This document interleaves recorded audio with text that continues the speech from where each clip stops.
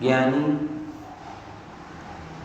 कैसे आश्रमों को जानता है कि जानकर એ આશ્રમોથી નિવૃત્ત થઈ શકે? આ મુદ્દાની વાત ચાલે છે. ફરી એક જ વાત કહેવામાં આવે છે કે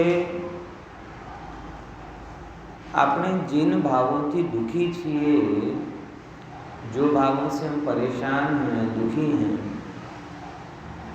उन रागादि भावों से मुक्ति कैसे हो? मुद्दा ये चल रहा है हमेशा से. ये अपना पूरे कर्ता कर्म अधिकार में एक ही बात को अलग अलग एंगल से कहा जाए. उसमें कल हमने एक चीज़ पर थोड़ा जोर दिया था कि पर से निवृत्ति होता है, आत्म स्वरूप में स्थित होता है. तो जैसे वमन है ना, क्या है जहाज फंसा एमा है ना, जैसे वो समुद्र का जो चक्रवात है, वमन है, उसमें जब जहाज फंस जाए तो जब तक वो चक्रवात में रहेगा तब तक छूटेगा, और जैसे ही चक्रवात शांत हो जाएगा वो जहाज छूट जाएगा. क्योंकि चक्रवात जहाज की क्षमता को खत्म नहीं करता, और वो चक्रवात कर दे तो कर्मों का चक्रवात तो आत्मा की क्षमता खत्म नहीं ही करता. बराबर. उस दृष्टांत में दोष लग सकता है कि कोई इतना प्रबल चक्रवात आ रहा है कि जहाज चकनाचूर हो जाए, लेकिन यहाँ स्पष्ट है कि कोई भी कर्म का हृदय इतना प्रबल नहीं हो सकता कि उसके उदय के बाद आत्म कल्याण का मार्ग बंद हो जाए. ये लाइन बड़ी जोरदार. मानो तो, नहीं मानो तो क्या करें? मतलब अनादि में कैसे घृणित काम हमने किए, पंडित जी कैसे कैसे किए, तुम समझ लो. 7वें नरक में असंख्यातों बार गए हो तो पूजा पाठ करके तो गए नहीं होगे, व्यर्थ पराक्रम करके ही गए होगे. जिन पापों की आज आप अन्य की निंदा करते हो, उनसे भी घृणित काम किए होंगे, ये तय है. विचारते हैं ना तो हम ऐसे अंदर में लगता है ओहो ये आत्मा ऐसा. आज अपन सोच भी नहीं सकते. आज किसी शराब पीने वाले शराबी व्यक्ति को देखो, मांस खाने वाले मांस खादी व्यक्ति को देखो, चोर को देखो, लुटेरे, भ्रष्टाचार, हत्यारे हैं, आतंकवादियों को देखो. मन में कभी आता है कि ये बाप रे ऐसा? ओहो प्रभु. लेकिन परमात्मा फरमाते हैं कि ये जीव ने अनंतों बार, असंख्यातों बार 7वें नरक के दुख को भोगा. तो ऐसा तो है नहीं यहाँ करो पुण्य और वहाँ पाप का फल भोगने जाओ. पाप किया तो ही पाप का फल वहाँ भोगने गए ना. ओहो, आप विचार पर नहीं, आप एक पर्याय की कलंक से रहित किसी को देख नहीं पाते. ये फैक्ट है, क्योंकि अभी हमारी पर्याय दृष्टि पड़ी. एक पर्याय का कलंक किसी के जीवन में लगा हो ना, पूरी जिंदगी उसको ताने सुनने पड़ते हैं, और वो भी उसी पर्याय से अपने आप को तन्मय मानता रहता है. ये गलती हो गई, ये गलती हो गई, और सामने अरे इसकी क्या बात करते हो, वो तो चोर है, अरे उसकी क्या बात करते हो, वो तो ऐसा है, वो तो वैसा है, वगैरह.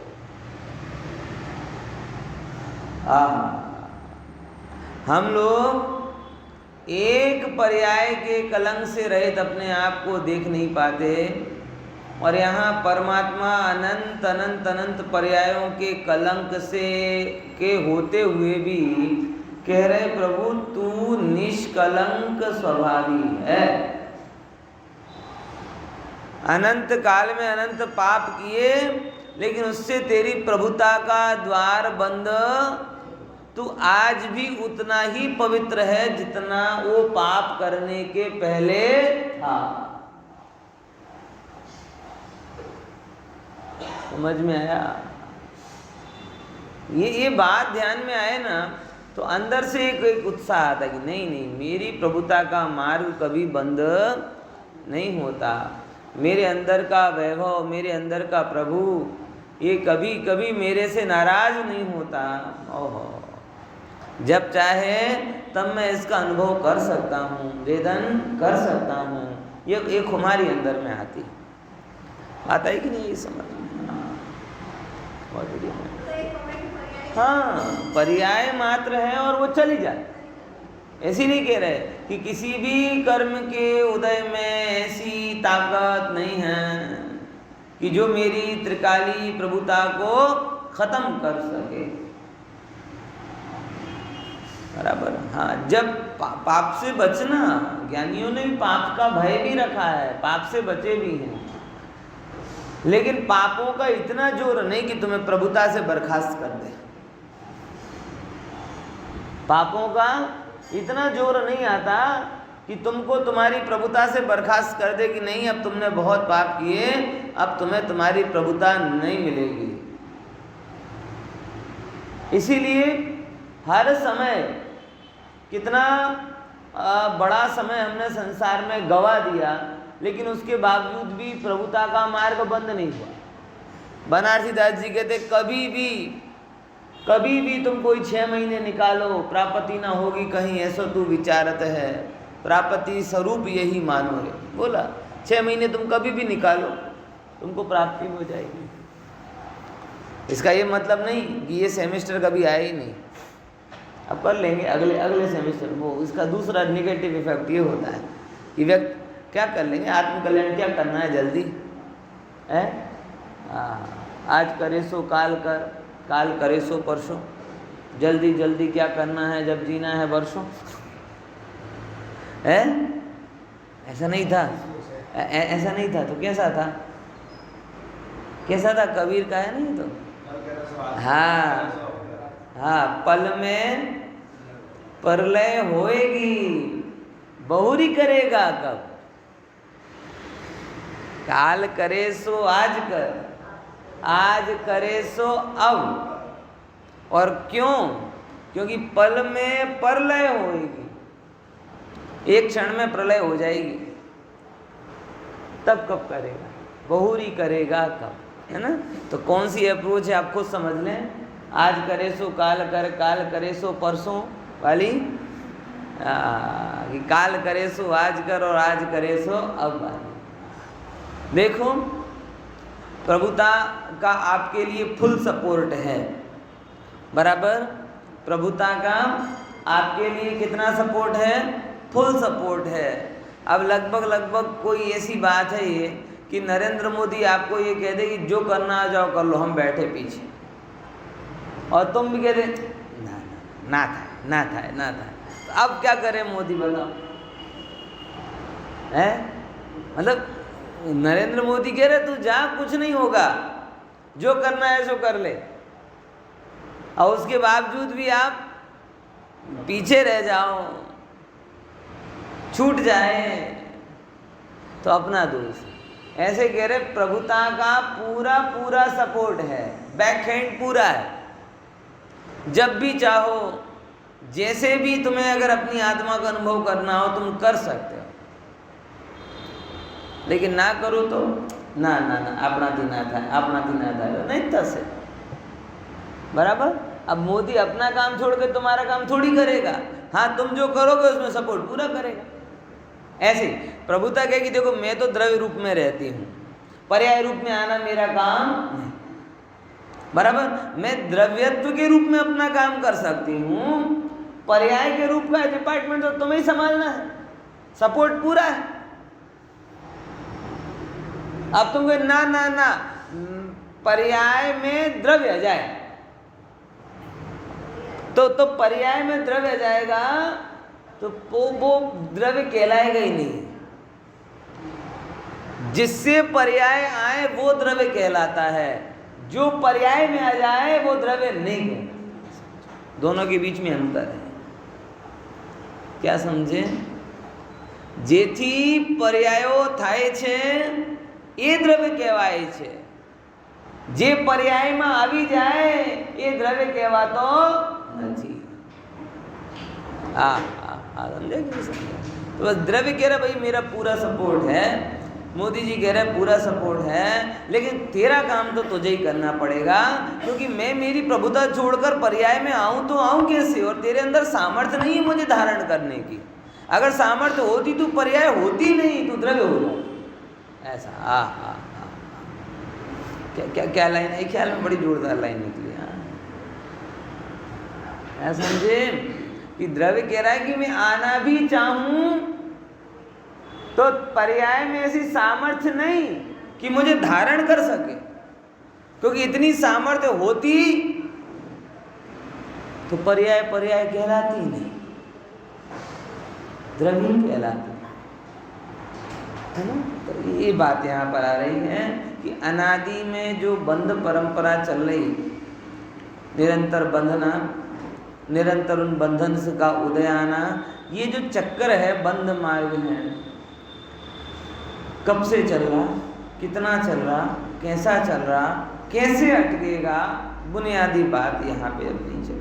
देखो अब यहाँ पे 74वीं गाथा 74 नंबर की गाथा यहाँ पर पूरी उभर कर सामने आती है कि कैसे यह आत्मा और ज्ञान की निवृत्ति का काल समकाल है। कौन सा काल है? समकाल। समकाल मतलब समझ रहे ना, जिस समय ज्ञान स्वभाव की अनुभूति होती है उसी समय आश्रव और रागादि भावों की निवृत्ति होती है, ये समकाल है। ठीक है, बराबर। जैसे लगभग जिस समय दिया जलता है उसी समय अंधकार चला जाता है, जैसे ही मुंह में रसगुल्ला जाता है वैसे ही मिठास आ जाती है, बराबर ना। ऐसे समझना, समकाल, एक का होना दूसरे को लाता है और दूसरे का होना पहले को। कहने में दो काम, होने में एक, बराबर। अब वो समकालपना बताते हैं। जीवनी बद्धाए दे अधु अनिच्चातः असरणाया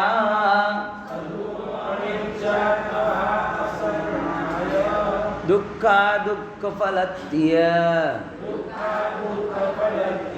अनादूण निवर्तते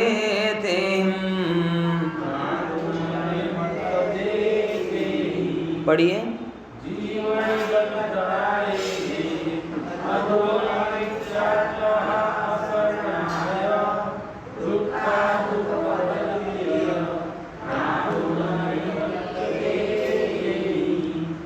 आसर्ग जीवनि बाध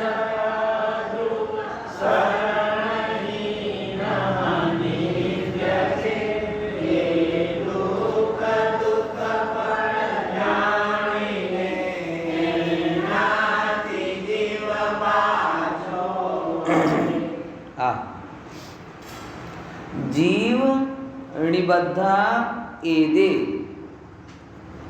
एदे मतलब ए बधा क्या गया, ए आश्रवादी भाव। ये जो एदे मतलब आश्रवादी भाव की बात चल रही ना, कि इन आश्रव, एदे मतलब ये आश्रव कैसे हैं, तो उत्तर आया जीव निबद्धा, जीव के साथ निबद्ध, बंधे हुए हैं, बराबर।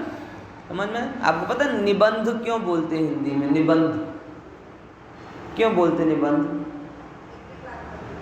किसके साथ बंधे? अपने विषय के साथ। एक विषय के साथ जब बहुत सारे विचार गुथे हुए होते हैं और एक विषय पर बहुत सारे विचारों को आप गूंथ कर प्रस्तुत करते हो तो उसका नाम क्या आता है? निबंध। निशेषतया जो बंधे हुए हैं, मतलब उस विषय का सर्वांगीण अवलोकन, ठीक है ना, वो कहलाता है निबंध। ऐसे ही ये कहलाते हैं निबद्ध, बराबर।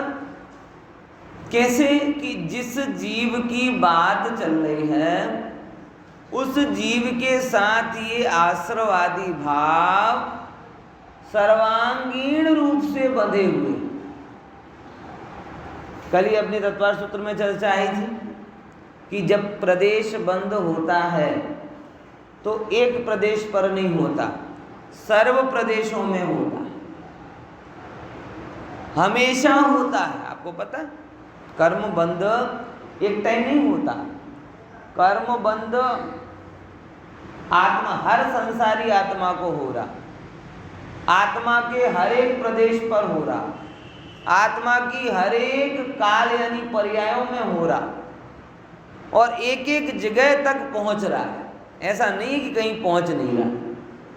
गजब है कि नहीं है? मतलब आप आत्मा का प्रभाव और प्रभुत्व देखो तो पता चलेगा कि प्रदेश प्रदेश पर कर्म परमाणु विद्यमान है और प्रदेश प्रदेश उससे अछूता है।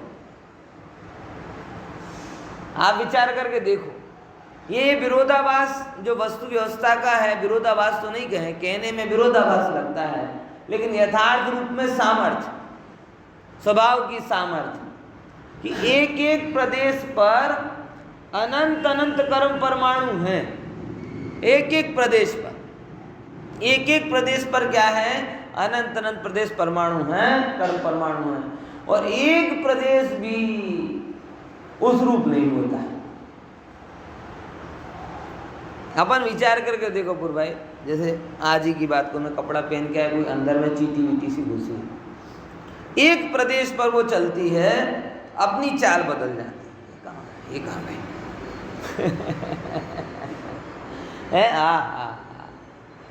है विचार करके देखो, एक शरीर के एक छोटे से हिस्से पर एक चीटी चले तो अपन पूरे चलित हो जाते हैं, हो जाते कि नहीं हो जाते? और असह्य हो जाए किसी लोगों के लिए तो पहले जाएंगे वॉशरूम में, उसको पूरा क्लियर, मनज नहीं लागता, मनज नहीं लागता। भाई सामर्थ्य की कमी और मन की कमी नहीं है भाई साहब, समझो। ये सामर्थ्य तो जो यशोधर मुनिराज के पास थी, वही सामर्थ्य तुम्हारे पास ना, वो तो मन की, आत्मा की है, तन की। अरे तन की सामर्थ्य भी कम नहीं है, ये तो तुमने जबरदस्ती से पंपाड़ के रखा है। बाकी तन की सामर्थ्य भी कम। कल 47 डिग्री छुआ था तो भी करने वाले तो काम करे ही थे ना, कहाँ अटका था? हाँ वैसे 47 डिग्री थो तो थो, कौन दुकानें तो जऊज पड़। कितने लोगों ने दुकान से छुट्टी ले ली कि आज 47 डिग्री है, हम नहीं जाएंगे दुकान। हाँ लेकिन मंदिर आना होता तो पंडित जी બહારનો તડકો જોયું છે? કદાચ હું કાલે આજ બપોરે ક્લાસ રાખી દઉં 2 થી 3. પણ એ આપણે ઝૂમમાં ફાવે છે હે? ખાલી પછી એમ કે ખાલી ખોટા તમે હેરાન થશો, તમારો ઓફિસ બગડશે હે? हाँ भाई, अच्छा जो सामर्थ्य दुकान में जाने में प्रकट हो जाती है, वो सामर्थ्य स्वाध्याय में गुप्त या छुप कैसे जाती है? बताओ विचार कर। अभी भी भले 47 डिग्री है, लगन हो रहे होंगे, लगन में जान भी जा रही होंगी और जान में जनैया नाच भी रहे होंगे, तब नो गर्मी और प्रवचन सुनने में गर्मी लग जाए।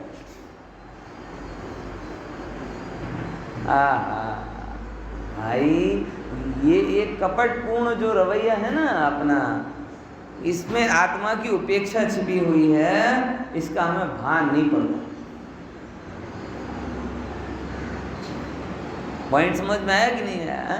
तो बात तो केवल इतनी सी थी कि जो सामर्थ्य यशोधर मुनिराज की है, आपकी हमारी सामर्थ्य उससे कम नहीं है, ना आत्मा की और ना तन की। तो जब सैनिक ने उनके पूरे शरीर पर वो मरा हुआ सांप डाला था ना, ऐसे ऐसी कीड़ियां हो गई थी कि जैसे छलनी में छेद हो जाते हैं ना, ऐसे उनका शरीर हो गया था। चालनी में जेम काणा पड़ी जाए ना, आવું અમુક થઈ ગયું। તો એ ધ્યાનથી ડગ્યા નહોતા, તો એક નાની કીડી આપણે ધ્યાનથી ચલિત કરી દે, આ કીડીનો પ્રતાપ તો નથી, આટલું સમજો। કીડીનો પ્રતાપ નથી, આ મોહનો પ્રતાપ છે. ख्याल में आ रहा है कि नहीं आ रहा है? एक कॉकरोच देख के माताएं बहनें डर जाती हैं, छिपकली को देख के डर जाती हैं. छिपकली के प्रताप से उस बिचारी में इतना सामर्थ्य आया, उस कॉकरोच में इतना सामर्थ्य आया. अब तुम अपने सामर्थ्य को भूल जाओ तो डरा देता. बात आई कि नहीं इसमें? ऐसे यहाँ कह रहे हैं कि देखो, जीव के साथ में रहने पर भी, जीव के साथ में रहने पर भी जिन असंख्यात प्रदेशों में असंख्यात कारमाण वर्गणाएं कर्म परमाणु पड़े हैं, उन्हीं असंख्यात प्रदेशों में ये आत्मा है. प्रभुता ने कर्म को छुआ नहीं, कर्म ने प्रभुता को छुआ नहीं. ये जीव के स्वभाव की सामर्थ्य है. एक जगह जहां जहां पर आत्मा है, वहां वहां पर अनंत अनंत कर्म परमाणु पड़े, ऐसे बंधे हुए. अगर स्वभाव महिमाशाली हो तो अनंत परमाणु भी जीव का बाल बांका कर सकते नहीं. और स्वभाव जैसा स्वभाव महिमाशाली है, अरे मैं स्वभाव ही तो हूं, मैं ये जो पर्याय रूप हूं कहाँ. और जब मैं देखता हूं कि मैं स्वभाव रूप हूं तो मुझे कर्म बंध दिखाई नहीं देते. जीवनी बद्धा ए दे जीव ने बद्ध जीव कहीं पण छे ए हूं नहीं.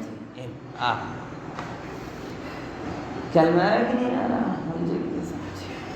हाँ देखो, तो जीवनी बद्धा ए दे जीव वड़े बंधाયેલા, જીવમાં જીવ સાથે બંધાયેલા એ દે એટલે એ બધા કયા આશ્રવ ભાવ કેવા છે. હવે જો એનો એ આશ્રવોની કુંડલી ખુલે છે. સૌથી પહેલા આશ્રવ અધ્રુવ છે, પછી અનિત્ય છે, પછી અશરણ છે, પછી દુઃખમય છે, પછી દુઃખનો ફળ છે. આહા, અને આટલું બધું કીધું.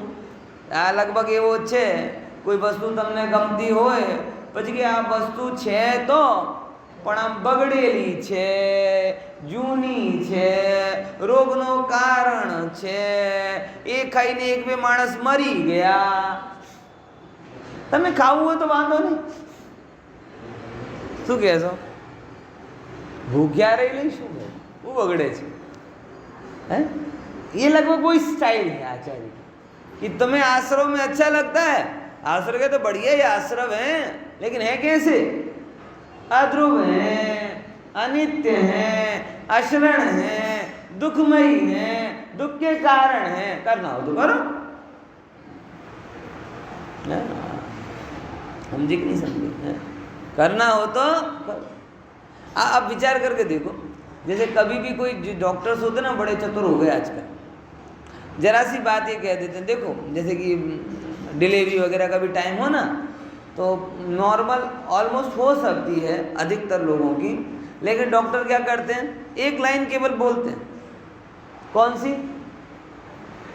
कि देखो ऐसी ऐसी सिचुएशन है, थोड़ी गिने चुने शब्द होते हैं उनके, पल्स नहीं मिल रही है, ये फंसा हुआ है, वो फंसा हुआ है, हमारी गारंटी नहीं थी, इतना बोल दिया. क्या बोला है? हमारी गारंटी नहीं. बस एक एक छोड़ देते हैं. गारंटी नहीं ये कहोगे तो सामने वाला वैसे ही कोई वो थोड़ी है कोई बाहर की चीज मिली तो ठीक, नहीं मिली तो ठीक. तुरंत क्या बोल देता है, अच्छा जो जो करना आपको करो. एक जरा सा आप तुरंत उससे, उन्हें पता है कि करवाने के लिए हाँ वो आप ही पढ़ोगे, लेकिन हाँ पढ़वानी कैसे वो उन्हें पता है. पॉइंट है कि नहीं? समझ में क्या कहना चाह रहा हूं? आप जब तक हाँ नहीं बोलोगे तब तक वो ऑपरेट नहीं कर सकते, लेकिन आप हाँ कब बोलोगे, कैसे बोलोगे, उसमें उनकी मास्टरी. आई कि नहीं बात समझ? यही है, आचार्य को पता है कि तुझे हाँ कैसे बुलवानी. अब डॉक्टर तो मात्र स्वार्थ के बस होकर ही करते हैं। और आचार्य समझ, तुम्हारी समझ पर भरोसा करके ये बात कह रहे हैं, इतना समझ लेना, अंतर इतना है। डॉक्टर्स स्वार्थ पर भरोसा करके ये बात करते हैं, और आचार्य भगवान तुम्हारी हमारी समझ पर भरोसा करके ये बात करते हैं कि ये इतना मूर्ख तो नहीं हो सकता कि इतना इतना जीवंत वर्णन हम इसके सामने करें कि आश्रव ऐसे हैं, आश्रव ऐसे हैं, आश्रव ऐसे हैं, और आत्मा ऐसी है, ऐसी है, ऐसी है, तो भी ये कहवाता समझदार व्यक्ति ये आत्मा को छोड़कर आश्रवों को पकड़ लेगा। आत्मा को, आचार्यों को हमारी समझ पर भरोसा है। अब हम ना समझ ना बने तो अच्छा है। समझ में आया? आचार्य ने फोर्स आज्ञा रूप में नहीं बोला, आचार्य ने एनालाइज के रूप में बोला। आज्ञा और एनालाइज में अंतर होता है। आचार्य ये नहीं कह रहे तुम्हें आश्रम छोड़ देना चाहिए, ये आज्ञा हो। आचार्य क्या कह रहे हैं? देखो भैया, एक बाजू आत्मा और एक बाजू आश्रम। आत्मा ऐसा ऐसा ऐसा है और आश्रम ऐसा ऐसा ऐसा है। ततो नियतिम गुणति जीवो, इसीलिए होगा जीव को उससे निवर्तन करना चाहिए। ये किस पे भरोसा कर रहे हैं? लगता है ना किसी मैच्योर व्यक्ति के साथ डील कर रहे हैं।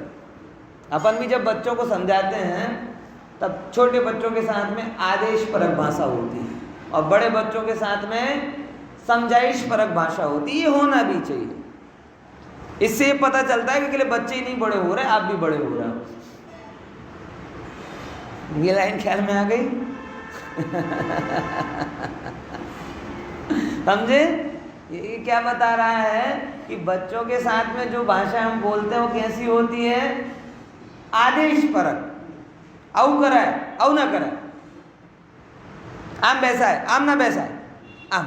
और जब बड़े हो जाते हैं बच्चे तो देखो बेटा ऐसे बैठना चाहिए क्योंकि, ऐसे खाना चाहिए क्योंकि, ऐसे रहना चाहिए केम के। ये क्या हो रही है? समझाइश पर। इससे क्या पता चलता है कि बच्चे ही बड़े नहीं हुए, मतलब तुमने भी थोड़ा बहुत अपने आप को इम्प्रूव किया। बहुत सारे लोग हैं बच्चे बड़े हो जाते हैं, बड़े बड़े कच्चे हो जाते हैं। बच्चे बड़े हो जाते हैं और जो बड़े हैं ना बड़े, वो क्या हो जाते हैं? बड़े कच्चे ही रहते हैं, वो बढ़ते ही नहीं, क्योंकि उनने तो अपना सॉफ्टवेयर बच्चों में लगा दिया और खुद वहीं के वहीं रह गए। अब फिर वो कहते हैं सुनते ही नहीं, सुनेंगे कहाँ से? तुम बड़े हो थोड़ा उनके साथ, समझे? तुम्हें समझ 16 साल का बच्चा 6 साल की स्टाइल में सीख जाए, है? कैसे होगा? समझे कि नहीं समझे? हाँ। तो आचार्य हमको किस भाषा में बता रहे हैं? मेच्योरिटी के साथ में डील कर रहे हैं। जब बाल बोध पढ़ते थे तो हम कह देते थे आश्रव गंदे हैं, हे हैं, बाय बाय। बच्चे भी जोर जोर से बोलते थे आश्रव बंद, हे हैं, गंदे हैं, बाय बाय, संबंध निद्रा, वेलकम। सबने पढ़ा होगा लगभग ये लेसन। जीव अजीब दोनों भिन्न, आश्रव बंद, बाय बाय, संबंध निद्रा, वेलकम। हाँ, समझ में आया? ख्याल में है कि नहीं आया? अब आप कहते हो आचार्य हमको ऐसे नहीं पढ़ा रहे, आश्रव छोड़ना चाहिए, छोड़ना चाहिए, छोड़ना चाहिए, ऐसे नहीं। मैच्योरिटी के लेवल पे बात कर रहे हैं। तुम छोड़ना चाहते हो? बोले हाँ, तो छोड़ने जैसे हैं। क्यों?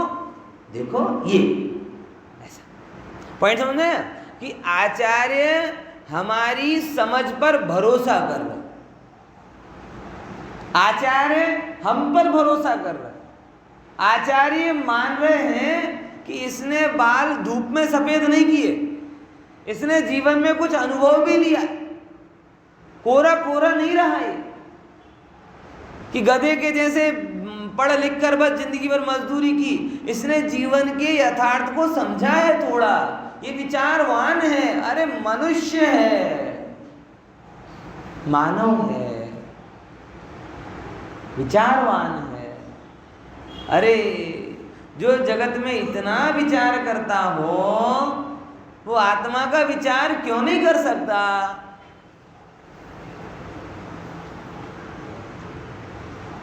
समझे कि नहीं समझे? जो जगत में इतना विचार करता हो वो आत्मा का विचार क्यों नहीं कर सकता? इतनी बड़ी बड़ी गुत्थियां सुलझा लेता हो जगत में, विचार करके देखो, है? इतना बड़ा बड़ा व्यापार करता हो, ये सच बता रहा हूँ मैं। कई बार जैसे अपन मिलो कल चर्चा कर रहे थे ना, कितनी वास्तव में संसार में कितनी होशियारी और समझदारी की जरूरत पड़ती है। आप क्या समझ रहे हो, मेरे से ज़्यादा आप समझते होगे। एक एक चीज़ का कितना विचार, कितने पैरामीटर, एक एक शब्द के पहले कितना विचार, कितना एनालाइज, एक एक स्टेप के पहले कितना एनालाइज, ये सब काम हवा में नहीं हो रहा है। दुनिया के सारे सफल व्यक्ति बहुत विचारवान हैं और वो अपने विचारों से थोड़ी क्षणिक सफलता पाते हैं, और तुम्हें महासफलता चाहिए और नींद में। पुण्य के कारण मिलने वाली अनुकूल सामग्रियां सफलता हैं, तो मोह के अभाव से होने वाली आत्मानुभूति क्या है? बोल क्या? पुण्य के कारण मिलने वाली जो क्षणिक चीज, अच्छा उनका कारण तो पुण्य है, विचार पूर्ण कारण नहीं, पुण्य। तो पुण्य के कारण मिलने वाली वो सफलताएं अगर उपलब्धि हैं, तो मोह के अभाव से होने वाली आत्मानुभूति वो क्या है? वो सफलता है कि नहीं है? और ऐसी सफलता नींद में मिलेगी क्या कि जाग कर मिलेगी? बेहोशी में मिलेगी कि होश में मिलेगी? प्रमाद से मिलेगी कि पुरुषार्थ में मिलेगी? अज्ञानता से मिलेगी कि ज्ञान में मिलेगी? समर्पण से मिलेगी कि विस्मरण से मिलेगी? विचार लेना। ऐसे नहीं मिलेगी। आचार्य हमारी समझ पर भरोसा कर रहे हैं। ओहो, मोह के अभाव से होने वाली आत्मानुभूति ही इस जीव की सफलता है, बाकी पुण्य के उदय में मिलने वाली सहयोग सामग्री तो नरभव की पराजय है। समझ में आया क्या? मन में आया? मोह के अभाव से जो आत्मानुभूति प्राप्त होती है ना, वो इस नरभव की विजय है, नरभव की सफलता है। बाकी तो जो पुण्य के उदय से मिलने वाली साधन सामग्री राग आदि भाव है, वो तो अफलता है, अफलता, आत्मा के पुरुषार्थ की अफलता, कि आत्मा का पुरुषार्थ वहां फलित नहीं हुआ, अफलित हो गया।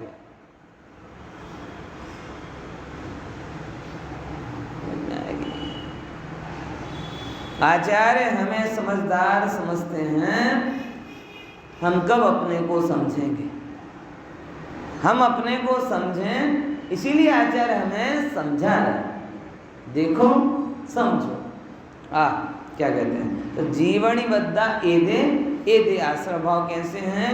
अध्रुव हैं और अनित्य हैं। एक प्रश्न आ सकता है, अध्रुव भी बोला और अनित्य भी बोला, दोनों में क्या बात है?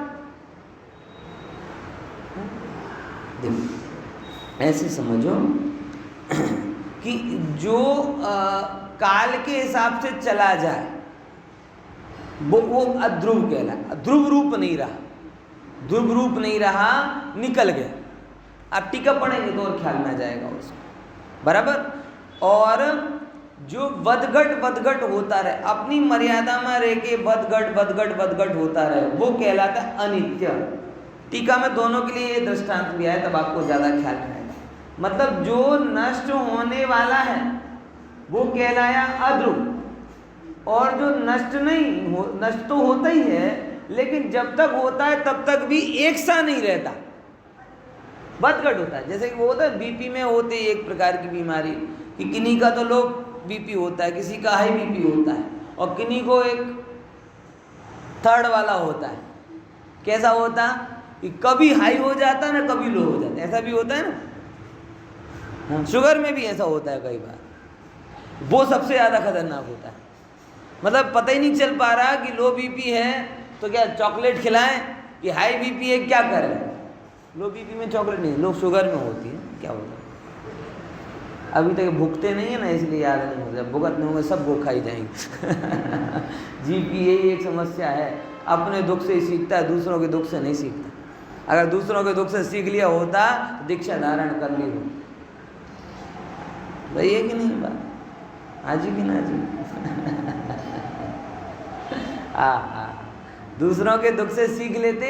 ये तड़पते कभी याद करना, ये तुम्हें अभी आते ना बहुत मैसेज कि पानी, ये सकोरे में पानी भर के रख देना, कि क्या कहते हैं, चिड़ियों के लिए, कबूतरों के लिए पानी मिलता नहीं है। अरे तुम्हें कबूतर का दुख दिखाई दे रहा है, लेकिन ये आत्मा जब कबूतर बनेगा तो ऐसे ही दुख उठाएगा, ये ख्याल नहीं आता। नहीं पंडित जी, इसीलिए तो वो सकोरा रख रहा है कि अगर हम कबूतर बने तो कोई पानी दे दे, मतलब बनने की तो पूरी तैयारी। भगवान कह रहे तू सिद्ध बने और तू ये प्लानिंग कर रहा है कि अगर कबूतर बने तो कोई पानी पिला दे। अरे सोचता ही क्यों कबूतर बने, क्यों सोचता है चिड़िया कीड़ा मकोड़े बने, ये क्यों नहीं सोचता भगवान बने। बोले पंडित जी पूरी प्लानिंग है, इतने ज्यादा गमले बिकवाए हैं कि कहीं पर भी अहमदाबाद में अगर अगली पर्याय कबूतर के रूप में धारण करूंगा तो पानी मिल जाएगा। अरे प्रभु, एक बार अगर आत्मा की अनुभूति कर लेता तो कबूतर बनने की नौबत नहीं आती।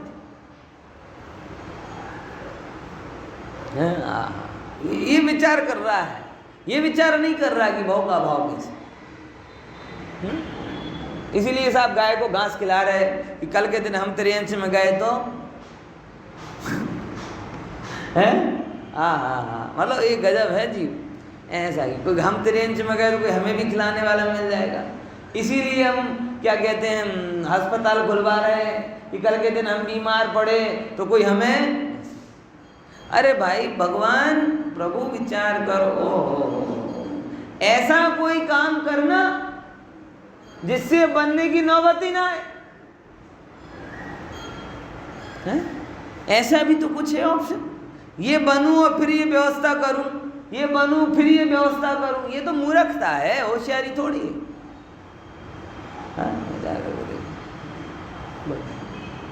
एक व्यक्ति 2 दिन से अकेले रह रहा है। बोले क्यों साहब अकेले क्यों रह रहे हैं? अरे वो कभी आईसीयू में जाके रहना पड़ा तो वहां तो कोई आएगा नहीं, तो थोड़ी आईसीयू की तैयारी करें। मतलब एकांत और मौन को भी साध रहा है किसके लिए? इफ एनी केस आईसीयू में जाना पड़े तो, अरे एकांत और मौन को साधता भगवान बनने के लिए। मतलब गजब है इस जीव का, सच बता रहा हूं। बहुत प्लानिंग करता है लेकिन पूरी फेल है प्लानिंग इसकी। 1% चीजों की प्लानिंग करता है और 100% जो घटित होने वाला है उसका विचार नहीं करता। मरण 100% घटित होने वाला है, देह का छूटना 100% घटित होने वाला है, पर्याय बदल के कहाँ जाए 100, जो 100% घटित होने वाला है उसके बाबत में मौन है, और जो कदाच हो सके उसके लिए सब विचार कर रहा है। कदाच बेटे बेटियों ने घर पे रखा नहीं, निकाल दिया तो थोड़ा पेंशन प्लान ले लो, कदाच ऐसा हुआ तो ये ले लो, कदाच कैंसर हो गया तो कैंसर पॉलिसी ले, कदाच के लिए सब प्लानिंग कर रहा, और 100% जो होने वाला उसकी कोई प्लानिंग नहीं लगता बहुत बड़ा लक्ष्य। अच्छा गजब है, जब भी आप जीवन को ज्ञानियों से नहीं समझते हो, मोहियों से समझते हो तो ऐसी खुरापात सोचती। कोई आश्चर्य की बात नहीं, कोई आश्चर्य की बात नहीं है। आप जिन लोगों के साथ में रहते हो वो विचारों को अडॉप्ट कर ही लेते, क्योंकि खुद का विवेक नहीं। इसीलिए पहले के समय बहुत रोका जाता है, भाई देखो थोड़ा नियमित काम करो, उसके बाद में ज्ञानियों की शरण, क्योंकि वो विजन क्लियर है। रोज जो व्यक्ति जिनवाणी सुनता है, थोड़ा विचारता है, वो भटकने के रास्ते पे कम भटकता है। समझ में आया? नहीं तो बचपन में बढ़तर, यौवन में भोग और गढ़पन में शरीर, तीनों चीजों के चिंतन में जीवन निकल। पूरी प्लानिंग है, पूरी प्लानिंग है। ये 3 चीजों से ही नहीं निकल पाओगे आप। बचपन में किस पे चला गया पूरा जीवन? बणो बणो बणो। यौवन किस में चला गया? भोगो भोगो भोगो। अब बढ़कर और भोगो करके जो जीवन एकदम शक्तिहीन सत्वहीन बन गया, अब शरीर बिगड़ा, तो अब पूरा गड़पन किस में जाएगा? शरीर शरीर शरीर ठीक रहे, ये खाओ ये पियो, यहाँ जाओ ये जाओ।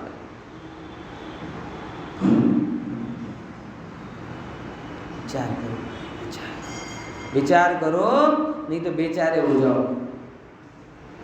आज विचार कर लो, नहीं तो मोह के चंगुल में फंस जाओगे। फंसे हुए हो, बचे नहीं हो। थोड़ा थोड़ा सा जागृत बनो तो छूट सकते हैं। देखो हाँ, तो आगे ना ख्याल में तो अध्रुव और अनिच्च हो गए। अब उसके बाद में एक शब्द बोला असरणा। सारे आश्रव भाव कैसे हैं? आधार बगैर के हैं, निराधार है। कहाँ आधार? देखो, जिसको द्रव्य का बल नहीं वो असरण है। जिसको द्रव्य का बल नहीं है वो असरण है, क्योंकि जगत में बलवान द्रव्य ही है। ऐसे समझो, कोई भी पर्याय हो, कोई भी पर्याय हो, द्रव्य की तो नहीं है ना। ऐसे क्रोध हुआ, क्रोध आश्रव की चर्चा चले ना। क्रोध हुआ, जीव का द्रव्य क्रोध करता है क्या? है? जीव का गुण क्रोध करता है क्या? अरे हाँ के ना? हाँ बोलो, द्रव्य का, जीव का द्रव्य क्रोध करता है क्या? हाँ के ना? नहीं। जीव का गुण क्रोध करता है क्या? नहीं। अब जैसे क्रोध है वैसे सब में लगाओ, मान माया लोभ भोग हास्य रति आदि परिणाम सब में लगाओ, सारे में। यानी कोई भी जीव का द्रव्य क्रोध नहीं करता। कोई भी जीव के अंदर होने वाले अनंत गुण क्रोध नहीं करते। तो कौन क्रोध करता है? एक क्षणवर्ती पर्याय। अच्छा बोले नहीं, पर्याय अकेली थोड़ी, उसमें कर्म का सपोर्ट होता है। चलो ठीक है, पहले नंबर ये देखते हैं कर्म क्या है। द्रव्य है, गुण है कि पर्याय है? बताओ कर्म क्या है? पर्याय द्रव्य गुण क्या है? कर्म जड़ है, मगर कौन से जड़ है? द्रव्य वाले जड़ हैं कि गुण वाले जड़ हैं कि पर्याय वाले जड़ हैं? पर्याय। कौन से द्रव्य की, कौन से गुणों की, कौन सी पर्याय? हाँ बोलो। अब तुम कर्म कर्म कर्म कर्म जिंदगी भर रोते रहते हो, कर्म का पता नहीं। बोलो प्रमोद भाई, कौन से द्रव्य के, कौन से गुण की, कौन सी पर्याय? सबसे पूछूंगा मैं, कोई ये मत समझे कि आफत टल गई। सर्जिकल स्ट्राइक कभी भी हो सकती। कौन सा द्रव्य? जड़ नाम का कौन सा द्रव्य है 6 द्रव्यों में? पुद्गल। ओके हाँ, पुद्गल द्रव्य की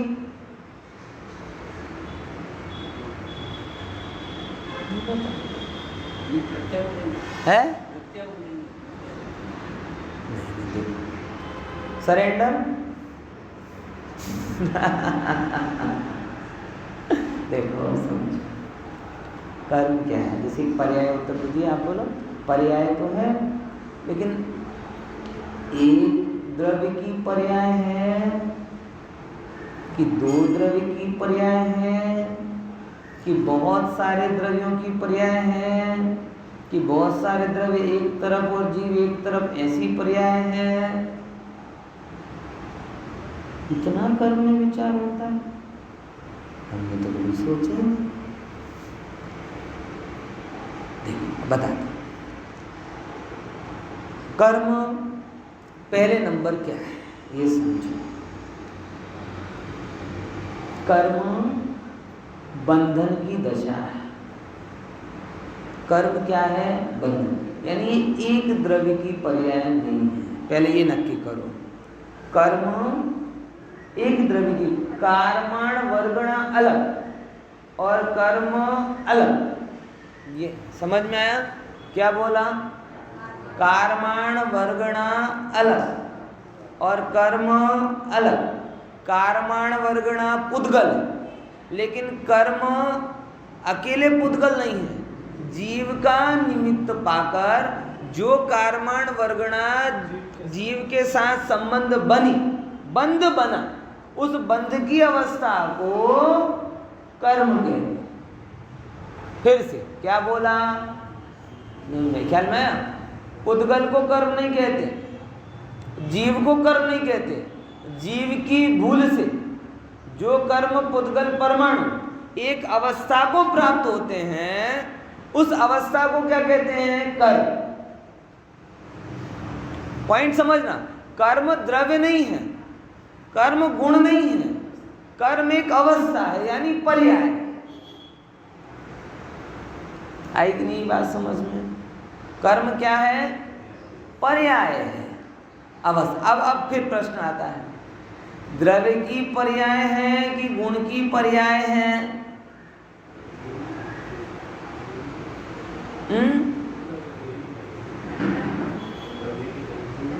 द्रव्य की पर्याय है कि गुण की पर्याय है?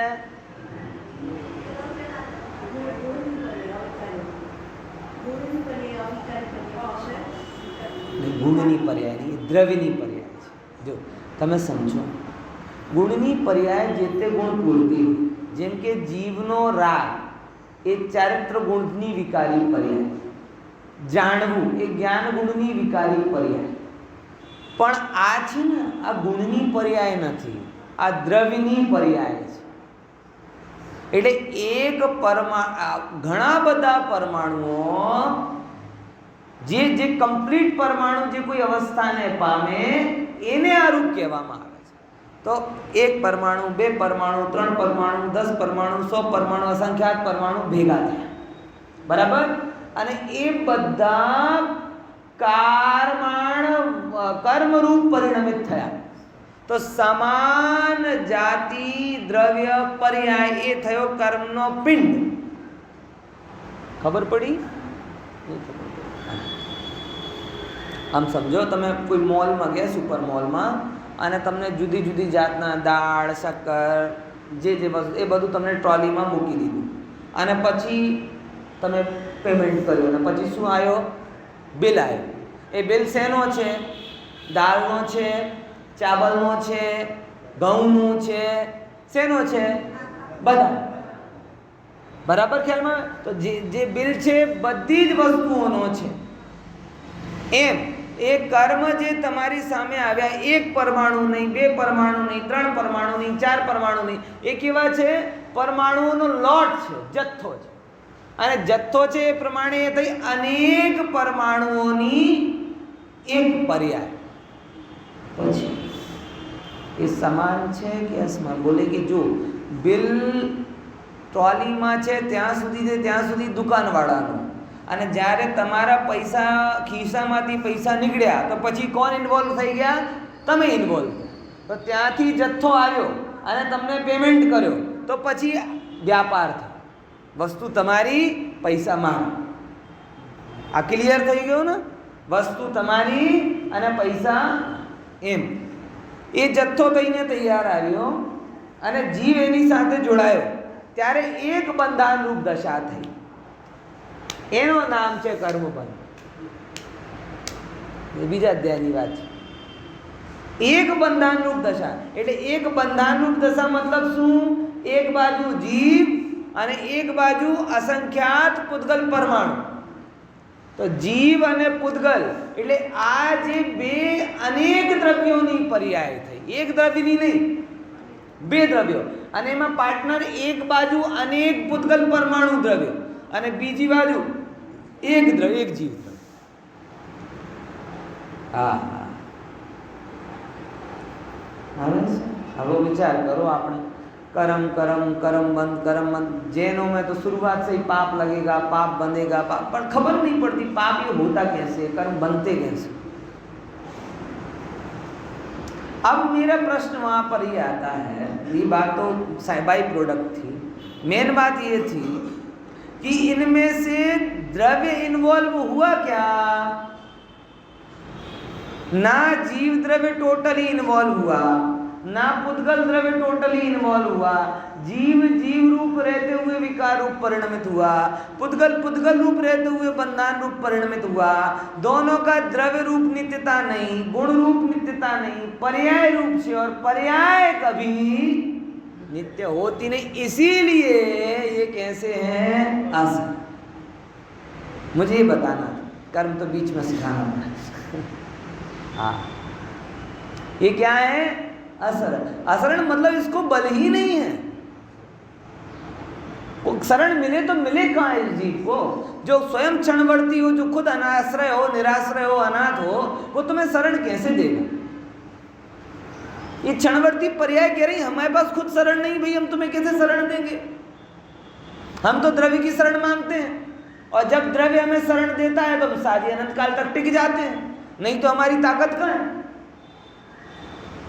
केवल ज्ञान ने, ज्ञान स्वभाव ने, ज्ञान की पर्याय ने आत्मा की शरण ली, बाई प्रोडक्ट केवल ज्ञान मिला, और वो केवल ज्ञान कैसा रहा? पर्याय रूप होते हुए भी सारी अनंत काल तक चलेगा, रही है अनंतानंत काल। जगत में एक चैतन्य स्वभाव ही ऐसी शरणभूत चीज है कि पर्याय भी उसकी शरण ले लेती है तो वो भी द्रव्य के जैसी गरिमा पा जाती है।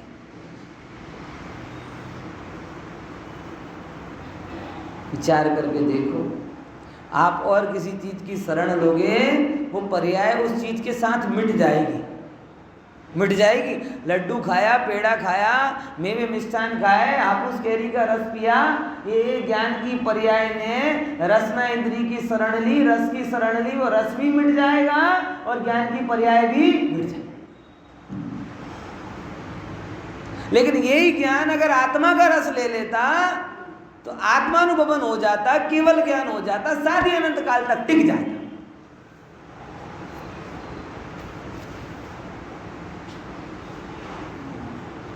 जो अपने आश्रित परिणति को रत्नात्रय की निधियां देता, वंदन उस चैतन्य राज को जो भव भव के दुख हर लेता।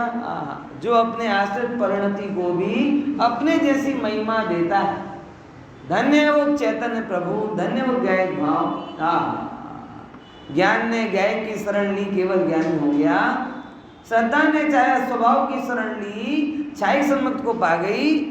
ओहो हो, धन्य है वो चैतन्य स्वभाव। शरण वहां है और जीव कहाँ कहाँ खोजे।